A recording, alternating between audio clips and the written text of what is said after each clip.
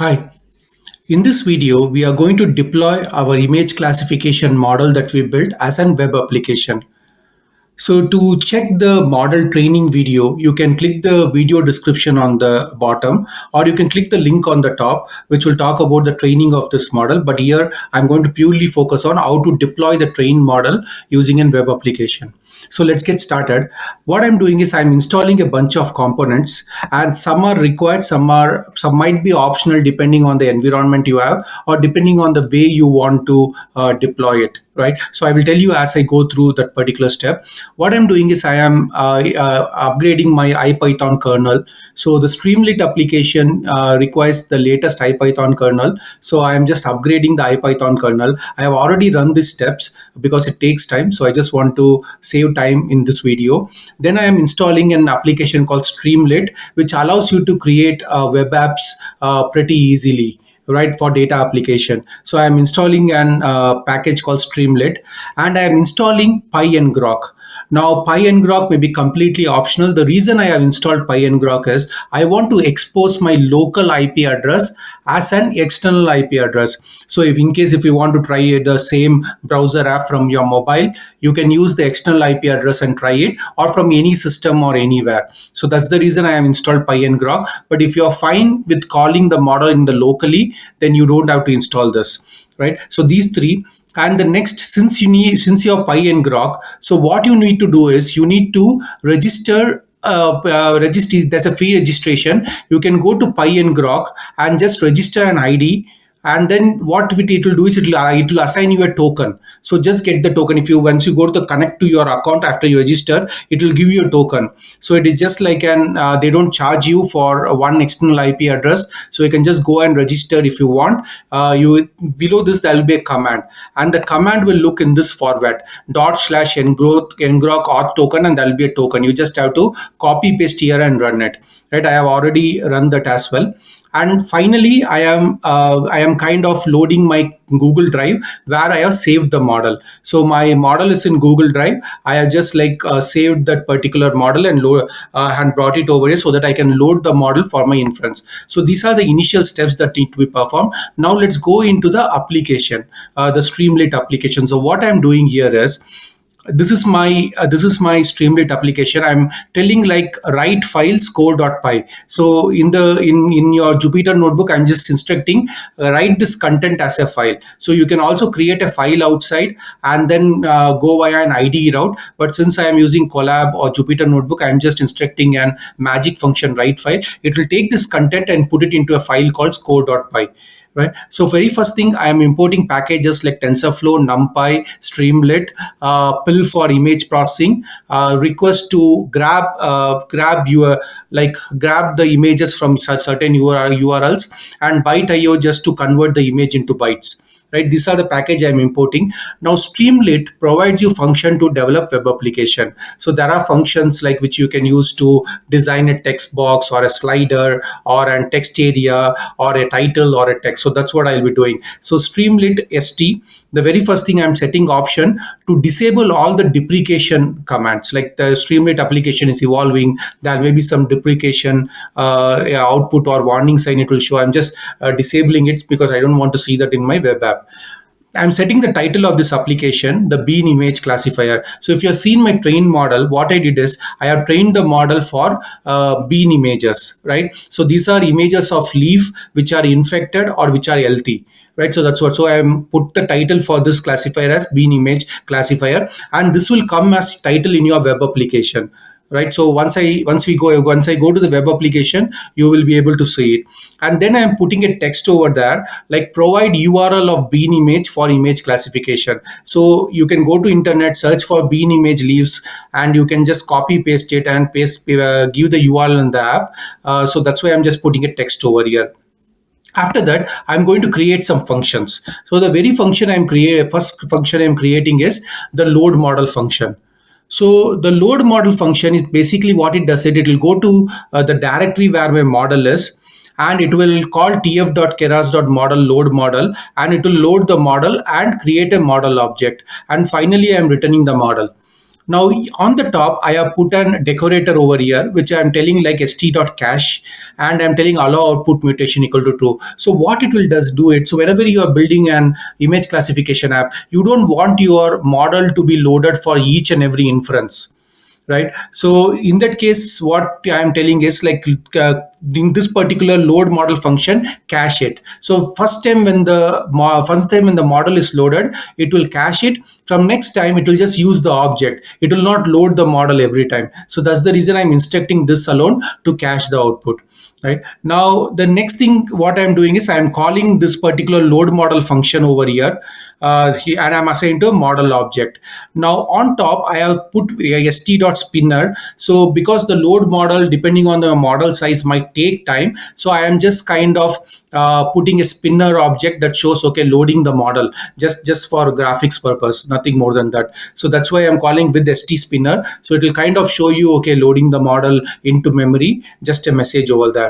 Then I'm defining various output classes. This particular model has three classes, which is two unhealthy classes and one healthy class. So these are angular leaf spot and bean rest are unhealthy classes of your bean image, bean leaf image, and then this is the one more healthy class. So I'm just defining a list object over here, because the output I will get will be a 0, 1 or 2 value. I want to have a more human readable or understandable name. So I'm creating this object so that I can show.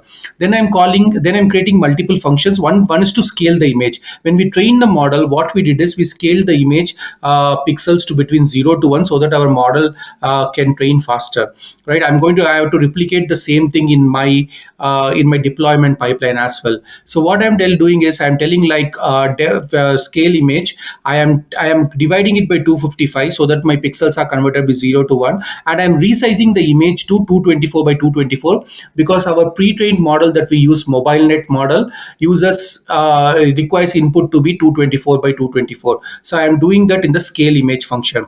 I am having one more function called decode image. In the decode image, what I am doing is whatever image I upload, the URL I give, I am taking those images and I am converting it into JPEG with channel 3. I'm calling the scale image function within the decode image to scale the images, and I am expanding my dimensions because when we train the model, we have a batch dimension, right? So to accommodate for the batch dimension, I'm just expanding the dimensions. So it will just add an one before your typical image dimension of 224 comma 224 comma 3, right? The 3 channel and 224 224 height and width. It will just add one more dimension because when we are doing inference, we just want batch size of 1, right? Because I'm doing a real-time inference. If I'm doing batch inference, that's a different story altogether. Right. So next, what I'm doing is I'm again adding one more text input. Right. The text that above was text, which just displays a text. Here I'm asking an input to the user to enter the URL. So I am telling that take the text input from the user. I'm just giving a name, enter image URL to classify. So give me the image URL, and here I'm giving a default value. So default value, what I've done is I've given one image URL over here. That's what I have done over here. So it will take and it will show you a text box in the browser, and then to enter the URL, and this will be the default image. And next I'm calling like if path is not none. So in this case, if the given path is not none, if somebody gives an empty value, should not go, right? So if the path is not none, I am take this path. I am doing request.get path. So it will go to the URL. It will convert that particular value into an byte array, and it will assign it to content or content object. And then I am writing the output called predicted classes. So I want to know what is the actual predicted classes. I'm just printing an output called predicted class, and then I am calling my model. So on the top, I add a model object that I loaded. I'm calling model.predict. I am calling the decode image function I created on the top. The decode image takes the image object, it kind of scales the image object, and then it adds a batch dimension. That's what we saw on the top. So I'm calling this tag decode image, and I'm passing the content object over here, which is nothing but the byte array of my image, to model.predict.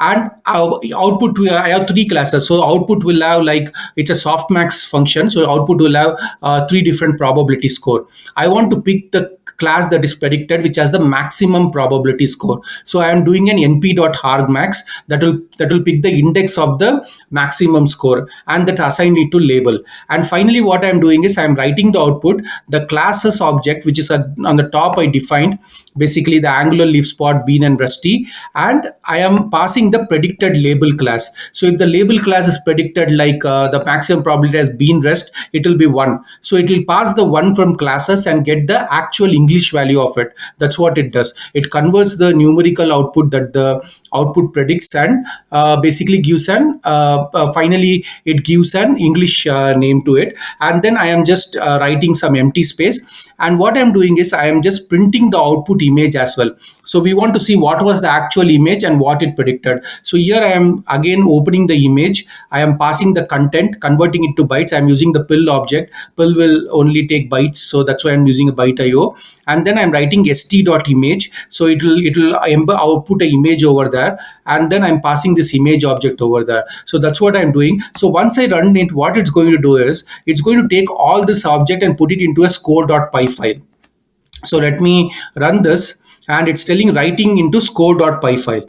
Now I have the Python file ready to display my web app. I need to run the Python app, right? So what I'm doing is I am calling the Streamlit command. I'm telling run score.py. Now, when I say Streamlit run score.py, it will run in the local environment. So I'll get only a local URL. But what I want is I want to run it in the background so that I can use ngrok to display a public URL. So for that, I am running it in the background using the ampersand sign. I am also giving the no command over here. So no will just take it and print the output of the whatever output is displayed in the command during starting the model into a file called noob.out. That's what it does. So I'm going to run it in the background. So once this is run, it is telling output is in the noob.out.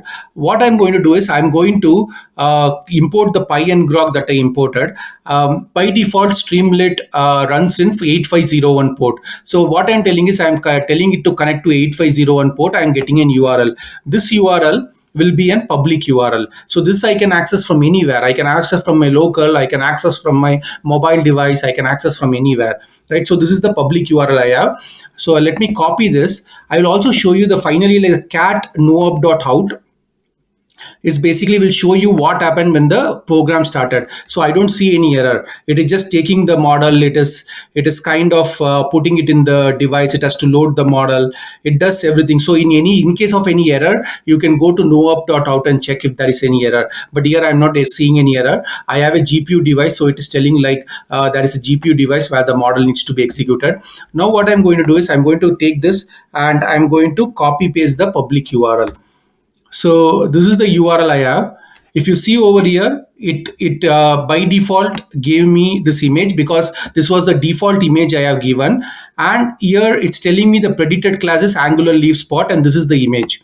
Right now, let's try for different image. But if you see the output that I have given, first I printed a title called bean image classifier. Then I printed a text called provide a URL. Then I provided and printed a text box over here, right? Text input over here. So all these are just coming as a web application now. Now I can go and change this URL. So I have a couple more URL of different classes. So what I'm going to do is I'm going to change this URL for an LT class first. So let me go here and let me paste the LT class URL and plus enter. So once I enter, if you see the predicted class changed to LT, and this is the image that was actually I had given in the URL.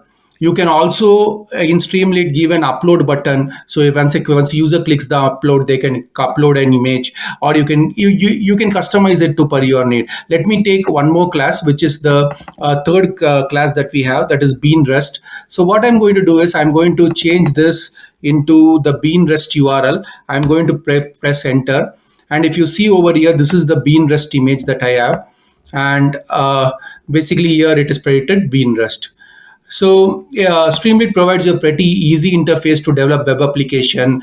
You can see how easy it was for me to load the model, cache the model, and how fast the inference was. If you are not cached it, then every time the model will go get loaded, it will get delayed. But this is a quick way to build an web application for image classification or any task you have. It can be your NLP task or any task that you have in, and even for tabular tasks. So that's about it. Thank you very much.